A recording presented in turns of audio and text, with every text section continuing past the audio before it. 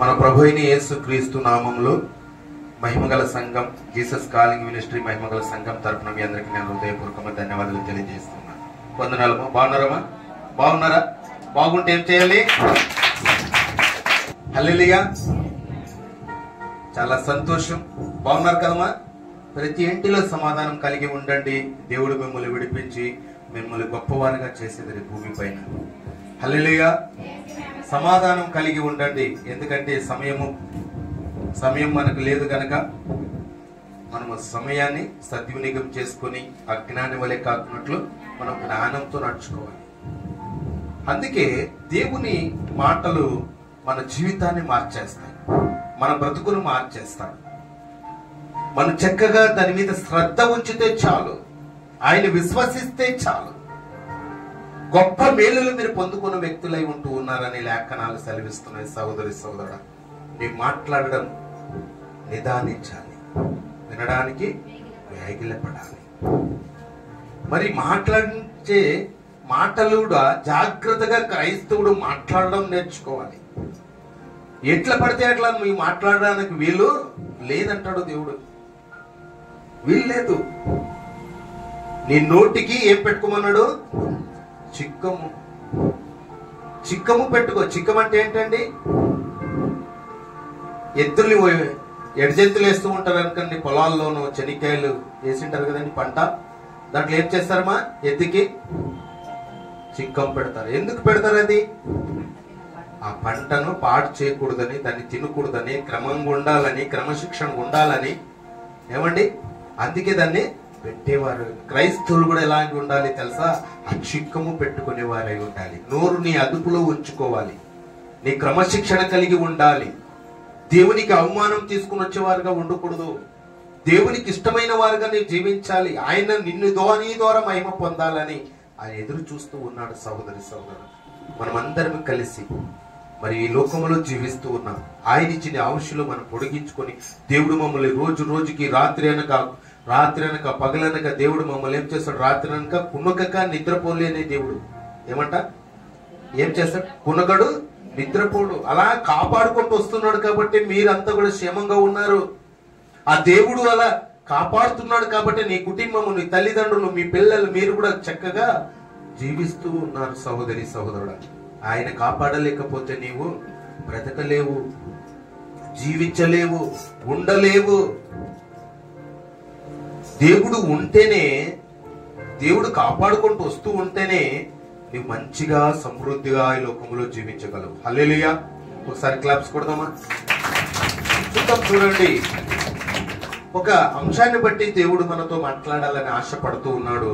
మనమందరం చాలా జాగ్రత్తగా మీరు వినాలి.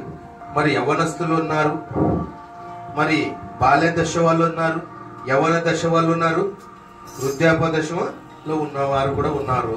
చాలా చక్కగా ఈ మాటలు మీరు వినాలి. అందరికి కూడా నోరు ఉంది కదండి? ఉందా? నోరు ఉందమ్మా? అందరికి ఉంది కదా. ఈ నోరు మరి ఈ సమాజంలో మనం భ్రష్టు పెట్టిస్తున్నామా, లేకపోతే ఇష్టంగా దేవునికి బతుకుతున్నామా అనే అంశాన్ని బట్టి మిమ్మల్ని మాట్లాడాలని ఆశపడుతూ ఉన్నాను. మీ గాయములను మాన్పేదను. ఏమంట? మీ గాయములను మాన్పేదను. ఎవరు మాన్పించేవారు? దేవుడు. మీ హృదయానికి తగిలేంటాయే, మీరు సూటిపోటు మాటలు తగిలేంటాయి, అవుట్లైన్ ఏం చేస్తాడంట దేవుడు? మాన్పేదను. హృదయములో ఉన్న బాధలు కావచ్చు, నీ గాయపడ్డావని అనుకుంటున్నవే, అది కావచ్చు, ఆ విషయం కావచ్చు, అన్నిటిని కూడా ఏం చేస్తాడంట దేవుడు? మాన్పించేదను. ఆ సబ్జెక్ట్ లోకి మనం వెళ్ళిపోతున్నాం. మరి ఏది చెప్పినా, ఏ సమాధానం చెప్పినా, ఎవరు చెప్పినా మనకు అర్థము కాదు. సమాజంలో ఉన్నవారు దేవుడే చెప్పాలి. ఎందుకంటే ఆయన కన్న తండ్రి కాబట్టి ఆయన చిత్తమనే మనం తెలుసుకుంటేనే మనకు జీవితానికి ఒక అర్థం ఉంది అని లేఖనాలు మనం చూసుకుంటున్నాం. సహోదరి సహోదరా, మొట్టమొదటి మాట మనం చూద్దాం. చూడండి, లేఖనాల్లో ఎంత చక్కటి మాట మనకు కనిపిస్తూ ఉందంటే, అలాంటి చెప్పే మాటలు జాగ్రత్తగా మీరు వింటే ఆన్సర్ చెప్పేవారే ఉంటూ ఉన్నారు. చూడండి, అక్కడ కొత్త గ్రంథానికి రండి. యాకోబు మరి 3వ అధ్యాయం 5-6 వచనాల్లో మనకు ఒక మాట కనిపిస్తుంది. చాలా చక్కగా బైబిల్ అందరూ తెరిచారండి. తెరిచారు అందరు బైబుల్ తెరుచున్నా? ఓకే, చదువు, మొదటి నుంచి చదువునా. అలాగుననే నాలుక కూడా చిన్న అవయములైనను బహుగా అదిరిపడును. ఆ మాటను చదువునా మరొకసారి చదువు, 5వ వచనము. అలాగుననే నాలుక కూడా చిన్న అవయమైనను బహుగా అదిరిపడును. ఎంత కొంచెము నిప్పు ఎంత అంటమాది, ఎంత అవయము, ఎంతమా చిన్నది. నాలుక చిన్నదే.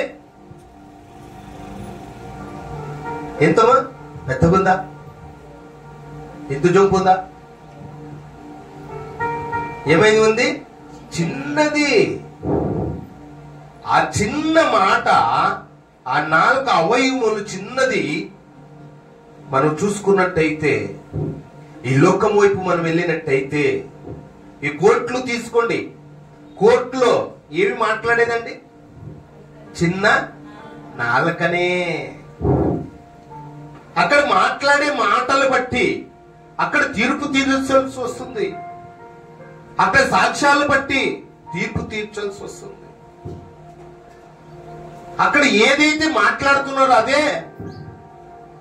అదే అది మంచిది కావచ్చు, చెడ్డది కావచ్చు. మంచిది చెడ్డదైపోతుంది, చెడ్డది మంచిదైపోతుంది. ఆ చిన్న అవయవమే సాక్ష్యము పలికినప్పుడు ఆ సాక్ష్యాన్ని బట్టే వాళ్ళు తీర్పు ఇస్తూ ఉంటారు. ఆ చిన్న అవయవమే ఈ ప్రపంచాన్ని నడిపిస్తుంది. ఆ చిన్న అవయవమే ఇంట్లో సమాధానం లేకున్నట్లు చేస్తుంది. చిన్న అవయవమే భార్యాభర్తలకు గొడవ వస్తుంది. చిన్న అవయవమే తల్లిదండ్రులతో మంచి సాక్ష్యము లేకపోతూ ఉన్నారు.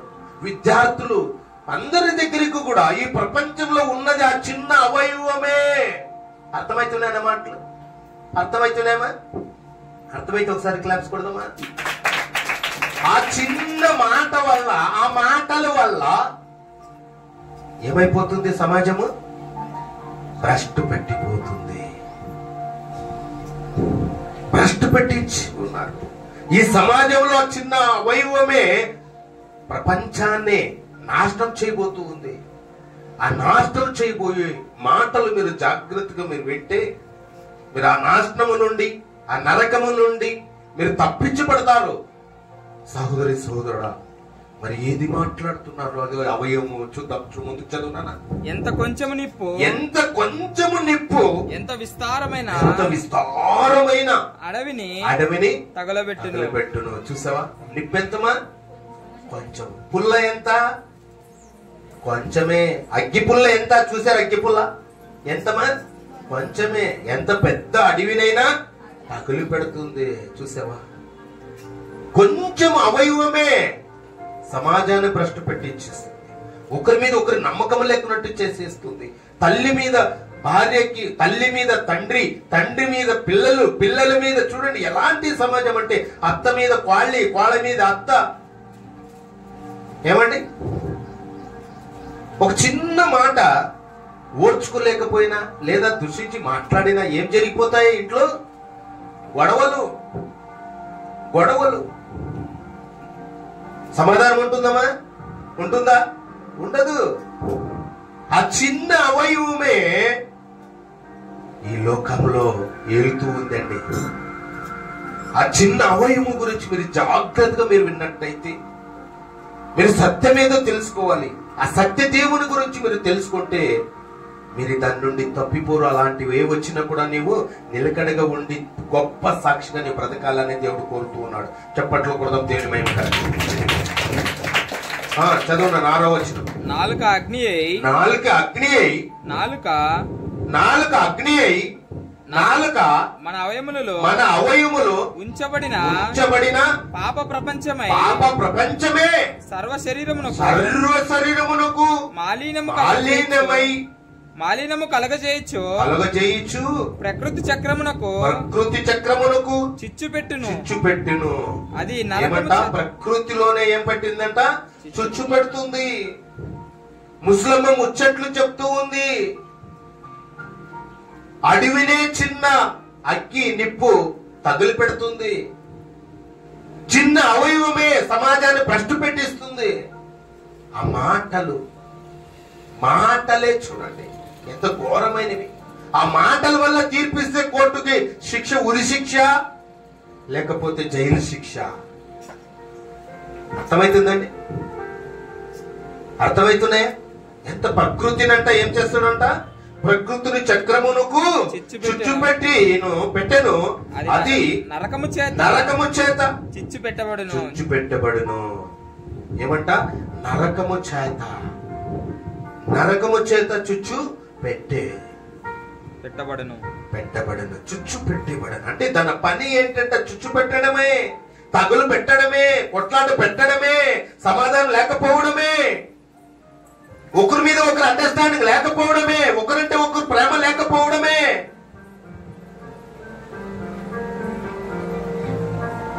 అర్థమవుతుందండి? చూడండి, ఏంది ముందుగానే దేవుడు బైబిల్లో మహాజ్ఞానం, అందుకే మహాజ్ఞానం ఉంచాను, మీరు పరిశీలించి పరిశోధన చేసి మాకు జ్ఞానం నేర్చుకోండి అని లేఖనాలు సెలవిస్తూ ఉన్నాడు దేవుడు. సహోదరుడా, ఆ నిప్పు గురించి మీరు వింటూ ఉన్నారు. అది ఆ నిప్పుని మరి మన ముందు వాక్యంలో కూడా మనం చూద్దాం. చూడన్నా మరొక మాట మీకు జ్ఞాపకం చేయాలని ఆశపడుతూ ఉన్నాను. సామెతలకు రండి. ఇక్కడ చుచ్చు పెట్టే గురించి మాట్లాడుకున్నాము. మరి అక్కడ ముందు వాక్యంలో కూడా మనం చూసుకుందాము. దేవుడు ఏం సమాధానం ఇస్తూ ఉన్నాడు, ఏది ముందు వాక్యాన్ని మనకు చూపిస్తూ ఉన్నాడు దేవుడు. చూద్దాం. సామెతలు 4వ అధ్యాయం 24వ వచనం. మూర్ఖపు మాటలు నోటికి రానియకము, పెదవుల నుండి కుటిలమైన మాటలు రానియకము. చప్పట్లు కొడదాం దేవుని మహిమ కొరకు. అక్కడ చూస్తే ఏమన్నాడు? చిన్న అవయవములే సమాజాన్ని భ్రష్టు పెట్టించినట్టుగా చూసుకున్నాం. రెండో మాటగా ఏం చేసుకున్నాము? ఈ అడవిని చిన్న నిప్పు తగులు పెట్టెను. మూడో మాటగా మనం ఏం జ్ఞాపకం చేసుకుంటున్నాము? ఏమంటే ప్రకృతిని చక్రం అనే దాన్ని తుచ్చిపెట్టి నరకానికి తీసుకుని వెళ్ళడానికి చూస్తున్నాం. ఇక్కడేం చెప్తున్నాను? మన నోటికి ఏమి ఉండకూడదు అంటావు? చదువునా మరొకసారి నువ్వు. మూర్ఖపు మాటలు నోటికి రానియకము, పెదవుల నుండి కుటిలమైన మాటలు రానియకము. హల్లెలూయా. ఏంటి ఇది? ఈ మాటలంటే ఏంటి?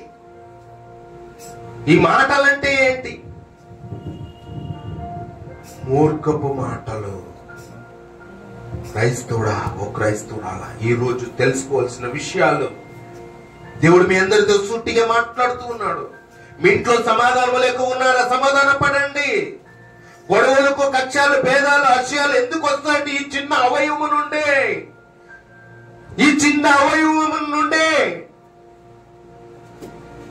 ఇలాంటి మాటలు మీరు జాగ్రత్తగా మీరు పసిగట్టే వ్యక్తులై ఉండాలి, జ్ఞానం కలిగిన వ్యక్తులై ఉండాలి. మూర్ఖుడంట విస్తారంగా మాట్లాడతాడంట, జ్ఞానవంతుడు మౌనం పాటిస్తాడంట. చూసేవా, జ్ఞానవునికి మూర్ఖునికి ఎంత తేడా ఉందో చూసుకోండి.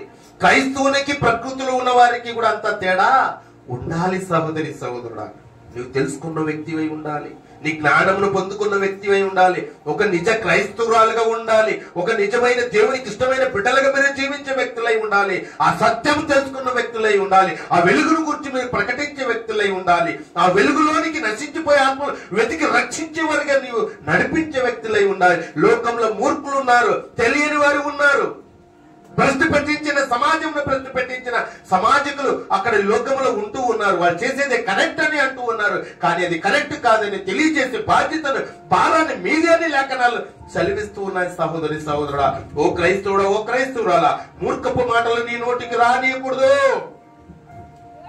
కుటిలమైన మాటలు నేను పెదవులకు పెదవుల కింద నీకు పెదవుల నుండి కుటిలమైన మాటలు రానియకము. ఎంత చక్కటి మాట అండి. అందుకే దేవుడు ముందుగా చెప్తే నీ నోరు నీ అదుపులో ఉంచుకోమంటూ ఉన్నాడు. నువ్వు క్రమశిక్షణ కలిగి ఉండు, క్రమాన్ని కలిగి ఉండు, పద్ధతి కలిగి ఉండు, నీ జాగ్రత్త, నీ ప్రవర్తన చూసుకో. లేకపోతే నీవు గర్జించే సింహం వల్ల వాడు వచ్చి నిన్ను బృంగేవాడై ఉన్నాడు, సమస్యలు తీసుకుని వచ్చేవాడై ఉన్నాడు, సమాధానం లేకున్నట్టు చేసేవాడై ఉన్నాడు. అందుకే ఆయన దేవుడు మన పక్షమున ఉండి రాత్రనక పగలనక ఆయన ఏం చేస్తున్నాడంట? కాపాడుతూ వస్తూ ఉన్నాడు. ఎండ దెబ్బైన రాయి తగలకుండా ఆయన చేతిలో ఎత్తి పట్టుకుంటూ ఉన్నాడు. చూసేవా, అందుకు కాపాడుతున్నాడు. కాబట్టి సహోదరి సహోదరుడా, ఈ సత్యాన్ని మీరు తెలుసుకొని దేవుని వైపు నీవు చూసేవారుగా ఉండాలి. మానవ జీవితం ఎలాంటిది తెలుసా? దేవునికి గౌరవం తీసుకురాక అవమానం తీసుకుని వచ్చి బిడ్డలుగా ఉంటూ ఉన్నారని దేవుడు ఈ రోజు ఆవేశంతో దేవుడు మీ అందరితో మాట్లాడుతూ ఉన్నాడు.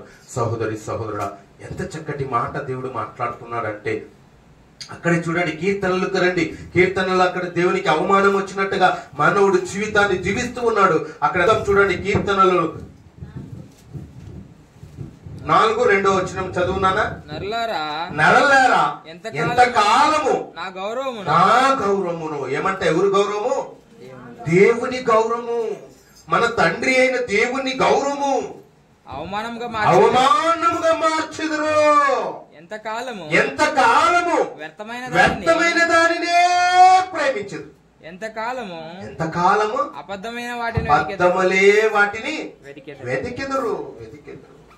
చూసావా, నా చిత్తము నా బిడ్డలు నెరవేర్చాలి అని ఆయన ఉద్దేశమును నెరవేర్చేవారమై ఉండాలని దేవుడు కోరుతూ ఉన్నాడు. కీర్తనలో మనకేం చదువుకున్నామండి? నరలారా ఎంత కాలము నా గౌరవమును అవమానంగా మార్చెదరు. ఎంత కాలము వ్యర్థమైన దానినే ప్రేమించుదురు. ఎంత కాలము అబద్ధములనే వాటిని వెతికెదరు. చూసావా, ఏం చేశాడంటే మానవుడు? అబద్ధాలే వెతికేవారై ఉన్నారు. ఆ సత్యమును వెతికేవారు కనిపించలేదు. భలే నమ్మకమైన దాసుడా, నాకిష్టమైన వారల్లారా అనలేదండి దేవుడు. నా గౌరవం అవమానంగా మార్చు. ఎచ్చగానన్నా ఉండు, చల్లగానైనా ఉండు. 2 పడవల మీద ప్రయాణం నువ్వు చేయవద్దు. ప్రమాదం ఎవరికి? ప్రయేసిన వారికి, ప్రయాణం చేసిన వారికి. నీ నాటకాలని కట్టు పెట్టాలి.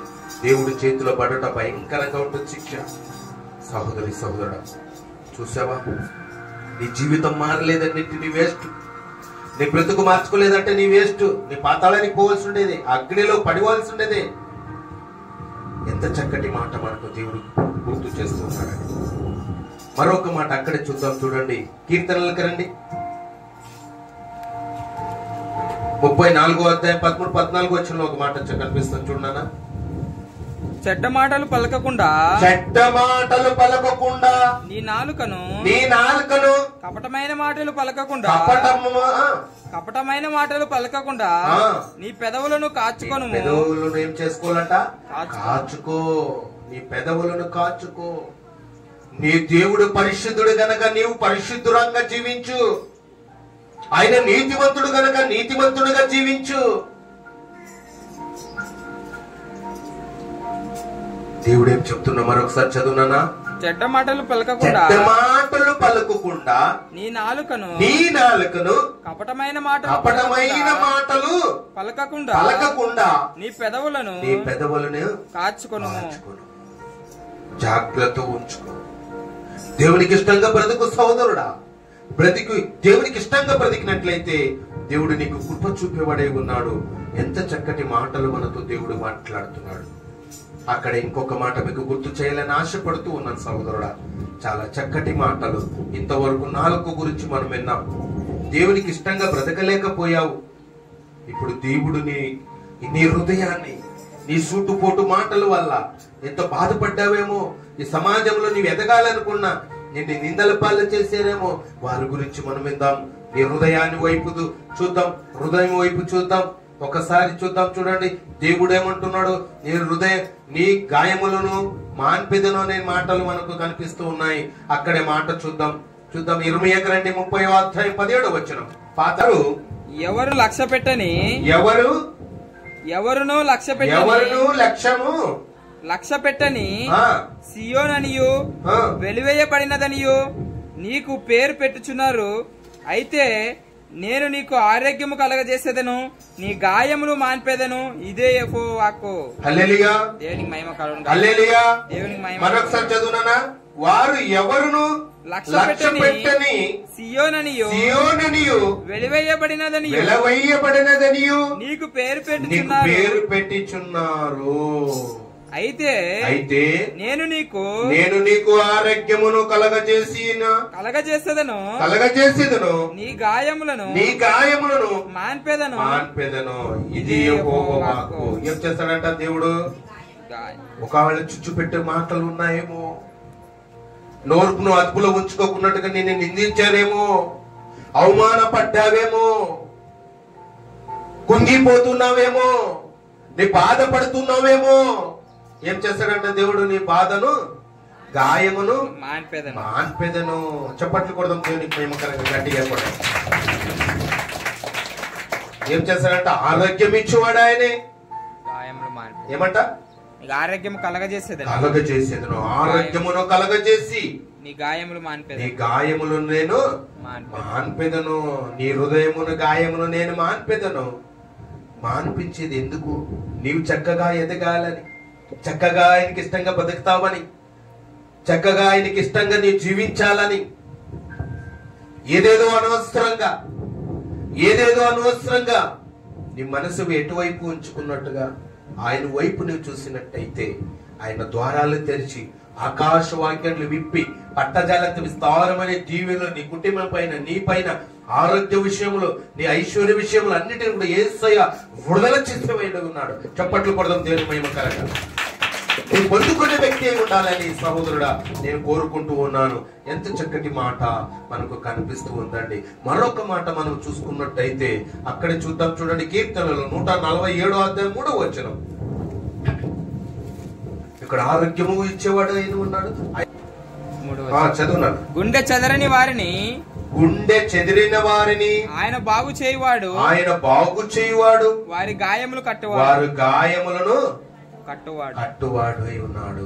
చప్పట్లు కొడదాం దేవుని మహిమకు. మరొకసారి చదువునా. గుండె చెదరిన వారిని ఆయన బాగు చేయువాడై ఉన్నాడు. వారి గాయములు కట్టువాడు, వారు గాయములను కట్టువాడు. మరి గుండె చెదిరితే గాయం ఎక్కడ ఉందండి? గుండె చెదిరితే గాయం ఎక్కడుంది? నీ మనస్సు ఉందే, ఆ మనసులో గాయపడ్డావే, ఆ మనసులో హృదయం. నా మనసుకు తెలుసురా వాడు ఏమి చేశాడని. ఏమంటే అవునా కదా? అంటారా లేదమ్మా? నా మనసుకి తెలుసు, నా హృదయానికి తెలుసు ఆమె ఏమి చేసిందని, నాకు ఎంత ఘోరం చేసిందని, ఎంత ప్రమాదానికి తీసుకొని వెళ్ళిందని, దాని నుండి కోమలో నుండి బయటకు వచ్చానని నాకు తెలుసు, కానీ ఎవరికి తెలియదు అనే మాట. ఆ మాటను బట్టి దేవుడు మరొకసారి మాట్లాడినా ఏమంటున్నాడు అక్కడ? గుండె చెదరిన వారిని ఆయన బాగు చేయువాడు, వారి గాయములు వారి గాయములను కట్టువాడు ఆయనే. ఎవరమ్మా కట్టేది? దేవుడే. నీ హృదయాన్ని బాగుపరచేవాడు ఆయనే లేఖనాలు మనం చూసుకుంటున్నాం. అక్కడే చూద్దాం. చూడండి, మరొక మాట గుర్తు చేస్తున్నాను. ఆ ముందు మాట ఏం చదువుకున్నాం నాన్న? ముందు మాట ఏం చదువుకున్నాము? ఆరోగ్యమును హృదయానికి గాయమును మాన్పెదను. ఈ రెండో మాటకి ఎక్కడికి వచ్చాము? నీ గుండె చెదిరిన వారిని బాగు చేయుదును. చాలా మంది చూడండి, చాలా మంది సమాధానం లేక ఉన్నారా లేదమ్మా? ఇంట్లో ఉంటారా లేదమ్మా? అత్తలు ఉన్నారు అనుకో, వాడేండ్లు భరించలేని పరిస్థితులు. అవునా? పెత్తనాలు చేస్తూ ఉంటారు. కొంతమంది అత్తోళ్ళు కూడా తల్లిలాగా చూసుకునే వాళ్ళు కూడా ఉన్నారండి. తప్పు పెట్టడం కాదు, వాళ్ళది తప్పు కాదు. ఎస్ఆర్ నోండి. అవునా? అలాంటి అత్తలు, వేధించే అత్తోళ్ళు ఉన్నారు. మరి అత్తోళ్ళు కూడా వేధించే క్వాళ్ళే ఉన్నారు, క్వాడేండ్లు ఉన్నారు. ఉన్నారా లేదా? ఆపోజిట్ ఉండే ఉంటారు. అవునండి? ఉన్నారా లేదా? ఉన్నారండి. అలాంటి వారు కూడా ఉన్నారు, ఇలాంటి వారు కూడా ఉన్నారు. అలాంటి వారిని గురించి దేవుడు సుట్టిగా అలాంటి మనసు కలిగి ఉన్న వారిని, అలాంటి హృదయం ఏమైనా గాయపడి ఉన్నట్టయితే వాళ్ళు ఎంత నేను పని చేసినా, ఎంత నేను చేసినా, మరి నాకు ఇలా చేస్తూ ఉన్నారా, ఇలా మాట్లాడుతున్నారంటే ఒక హృదయాన్ని గాయపడ్డామేమో ఆ దేవుడు మార్పిచ్చేస్తున్నాడు. సహోదరి సహోదరుడా, నీ మార్చినప్పుడు దేవుని వైపు చూసే వ్యక్తి అయి ఉండాలని లేఖనాలు మనం చూస్తూ ఉన్నాం. అక్కడే చూద్దాం, చూడండి. యోబుకు రండి. యోబు 5వ అధ్యాయము 21వ వచనం. నోటి మాటల చేత, నీ నోటి మాటల చేత కలుగు నొప్పి నీకు తగలకుండా ఆయన నిన్ను చాటు చేయును. హల్లెలూయా. ఏం చేస్తాడంట దేవుడు? నీకు తగలకుండా. ఏవి తగలకుండా? నోటి మాటల చేత. నోటి మాటలు రాయితోనా లేదా బాణాలతోనా? ఏమండి? మా నోరుందే, నోటి మాటల వల్ల. నోటి మాటల వల్ల. చదువునన్న మరొకసారి. నోటి మాటల చేత కలుగు నొప్పి నీకు తగలకుండా ఆయన నిన్ను చాటు చేయును. దాన్ని మరుగుపరచును దేవుడు. ప్రళయము వచ్చినను నీవు దానికి భయపడవు. చూడండి, సునామీ వచ్చినా కూడా, ఏమండి, సునామీ వచ్చినా కూడా నీవు భయపడవద్దు. నీ పక్షం నేరున్నాడంట. దేవుడు ఉన్నాడు కనుక ఏం చేస్తున్నాడు? మరుగుపరిచాడు, ధైర్యపరిచాడు. నీ బాధపడకూడదు, నీ కుంగిపోకూడదు, నీ వ్యసన పడవద్దు. తెస్తారనో అండి. ఎవరున్నారు నీతో? దేవుడు ఉన్నాడు. సహోదరి సహోదరుడా, మరి అత్తలతో వేధింపబడుతున్న కాడేంట్ల ధైర్యం తెచ్చుకోండి, దేవుడు మీ పక్షం ఉన్నాడు. మరి మామూలుతో బాధలు పడుతున్నారా? మీ పక్షంలో దేవుడు ఉన్నాడు. అత్తామామలు ఇద్దరు లేదా భర్తతో వేదనలు ఉన్నారా? నీ ధైర్యంగా ఉండు, నీ పక్షము దేవుడు ఉన్నాడు. హల్లెలూయా. అర్థమవుతున్నాయి నా మాటలు? ఎంత చక్కటి మాటలు దేవుడు మనతో మాట్లాడుతున్నాడండి. చివరి మాటకు వచ్చేద్దాం. కొత్త గ్రంథం అపోస్తుల కార్యములకు రండి. ఈ 3 మాటలు ఏం చెప్పుకున్నామండి? మొట్టమొదటి మాట ఏం చెప్పుకున్నాము? గాయములను ఆయన మార్చేదును, ఆరోగ్యము ఆయనే చూచుకునే దేవుడు. ఓకే. రెండవది, హృదయాన్ని, గుండెని చెదిరిన వారిని బాగు చేయువాడు. 3వ మాటగా, నిన్ను దేవుడు నీ పక్షము నుండి నీకు నొప్పి తగలకుండా చాటు చేయును, మరుగుపరచును అనే మాట 3 చూసుకో. 4వ మాటలోకి మనం వెళ్దాం. 10వ అపోస్తుల కార్యములు 16వ అధ్యాయము 16వ అధ్యాయము. నేను తొందరగా వెళ్తూ ఉన్నానండి, ఏమనుకోవద్దండి. 33వ వచనం. పేజీ నెంబర్ చెప్పాలనా? రాత్రి ఆ గడియలోనే చదువునా? రాత్రి ఆ గడియలోనే అతడు వారిని తీసుకుని వచ్చి వారి గాయములు కడిగెను. వెంటనే అతడును అతని ఇంటి వారందరూ బాప్తిసం పొందిరి. చప్పట్లు కొడదాం దేవుని మహిమకరంగా, గట్టిగా. మరొకసారి చదువునా? ఆ రాత్రి ఆ గడియలోనే అతడు వారిని తీసుకొని వచ్చి వారి గాయములు కడిగెను. ఎవరు తెచ్చారు అక్కడ? ఎవరు ఆ రాత్రి వేళ పిలుచుకొని వచ్చారు? ఎవరు తెచ్చారండి? అక్కడ వెంటనే గాయములు కడిగిన వెంటనే అతనిని ఇంటి వారందరూ కూడా ఏం పొందుకొని ఉన్నారమ్మా? బాప్తిసం పొందినట్టుగా మనం చూస్తూ ఉన్నాం. సహోదరి సహోదరుడు, ద్వారపాలకుడు చెరసాలకి ఎక్కడంట? చెరసాల యొక్క దాని ఖైదీలు, ద్వారపాలకుడు. ఎంత చక్కటి మాటలు మనకు కనిపిస్తుందండి. ఈ మాటలు మనం చాలా అమూల్యమైన మాటలు, ఈ మధురమైన మాటలు మీరు విన్నారు. ఎన్ని మాటలు విన్నారమ్మా? 4 మాటలు విన్నారు. ఈ 4 మాటలు కూడా మరొకసారి మీరు చెప్పగలరా? మొట్టమొదటి మాట నాలుక గురించి మనం మాట్లాడుకున్నట్టయితే, చిన్న అవయములు ఏమై ఉన్నది. అది ఏం చేస్తుంది? అడవిని తగిలిపెట్టేదిగా ఉంటూ ఉంది. ఆ చిన్న అవయవమే సమాజాన్ని భ్రష్టు పెట్టించినట్టుగా మనం చూస్తాం. రెండవ మాటలోకి మనం వెళ్ళినట్లయితే, మూర్ఖపు మాటలు నీ నోటికి రానీయకుడి. మరి నోటికి మూర్ఖుల మాట రాకోకున్నట్టు ఉండాలంటే ఏం కలిగి ఉండాలి? జ్ఞానము కలిగి ఉండాలి. మరి మూర్ఖపు మాటలు క్రైస్తవులు కూడా మాట్లాడుతూ ఉన్నారు సహోదరి సహోదరుడు. అంటే ఏమి తెలియదు వాళ్ళకి? దేవుని జ్ఞానము తెలియదు, వాక్యము తెలియదు. అందుకొరకే వాళ్ళు మాట్లాడుతూ ఉన్నారు. ఆ నోరుని అదుపులో ఉంచుకో. మూర్ఖురాలుగా కావద్దు, మూర్ఖుడుగా కావద్దు. దేవునికి ఇష్టంగా బ్రతుకు. ఎప్పుడు పోతావో ఎప్పుడు ఉంటావో తెలియదు. నీకు ఇచ్చిన సమయము సద్వినియోగం చేసుకో. అజ్ఞాని వలె కాకున్నట్లు జ్ఞానంతో నడుచుకో. ఇక్కడ ఉన్నవారందరూ ఎవరైనా శాశ్వతంగా ఉన్నవారా అండి? ఉన్నవాళ్ళ? ఎవరికైనా చెప్పి చనిపోయే వాళ్ళు ఉన్నారా? ఆ గడియ తెలుసా? చనిపోయే డేట్ తెలుసా? ఏమండి?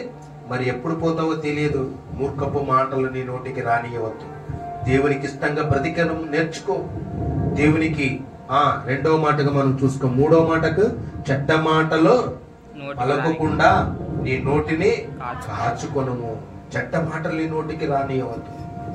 ఈ మూడు మాటలు కూడా నాలుక గురించి మనం విన్నాం. మరి దేవుడు హృదయం గురించి కూడా ఆ 4 మాటలు కూడా మనము వినబోతూ ఉన్నాం. ఏమంట? మనసుకు నీ గాయములను మాన్పించదును దేవుడు. నీ హృదయాన్ని నొప్పి అనుకుంటున్నావే, నీ బాధ అనుకుంటున్నావే, నీ కుంగిపోతున్నావే, బాధపడుతున్నావే, ఇలాంటివి తెలుసుకోవాల్సిన విషయాలు తెలియక తెలుసుకోకున్నట్టుగా ఎంతో మంది ఈ నొప్పికి బాధకి తట్టుకలేక ఎంతో మంది ఆత్మహత్యలు చేసుకుంటూ ఉన్నారు. చేసుకుంటారు లేదా? మరి చేసుకుంటారు లేదా? చాలా మంది చేసుకుంటూ ఉన్నారు. ఎందుకంటే సత్యము తెలియదు వాళ్ళకి. సత్యము తెలియదు. ఏం చేస్తున్నారు? ఆత్మహత్యలు చేసుకుంటూ ఉన్నారు. సత్యం తెలుసా? తెలిసిన వారు ఎవరు ఆత్మహత్య చేసుకుని సహోదరి సహోదరుడా. ఏదేమైనా బ్రతికి ఉన్నప్పుడు దేవునికి ఇష్టంగా బ్రతకాలి. దేవుని తల్లిదండ్రులు మనకి ఇచ్చాడు. దేవుడు తల్లిదండ్రులకు ఇష్టంగా నేను బ్రతకాలి, నా మంచి పేరు తీసుకుని రావాలి, నా తండ్రికి మంచి పేరు తీసుకురావాలి, నన్ను కన్నా తండ్రికి మంచి పేరు తీసుకుని రావాలి అని చెప్పి వాళ్ళు వాక్యం తెలుసుకున్న వ్యక్తులు, వాక్యం తెలిసిన సహోదరి సహోదరుడా, ఎప్పటికీ దేవునికి దగ్గర ఉండాలని ప్రయత్నం చెయ్యి. నీ నోరు అదుపులో ఉంచుకో.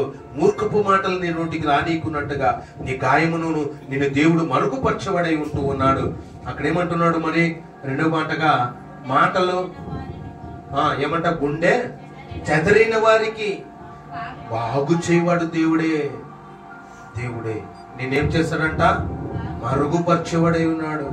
మరలా గాయములను మాన్పెదను కడిగేదను అనే మాట మనకు కనిపిస్తుంది సహోదరి సహోదరుడు. ఎంత చక్కటి మాటలు మనము వింటూ ఉన్నామో ఈ మాటలు మీరు గుర్తు పెట్టుకుని మరి దేవుని కొరకు, దేవుని క్రమశిక్షణ. అందుకే బాల్యంలో ఉన్నారు, యవ్వనంలో ఉన్నారు, వృద్ధాపంలో ఉన్నారు. మీరందరూ కూడా ఈ మాటలు వినే వ్యక్తులై ఉండాలని లేఖనాలు సెలవిస్తున్నాయి.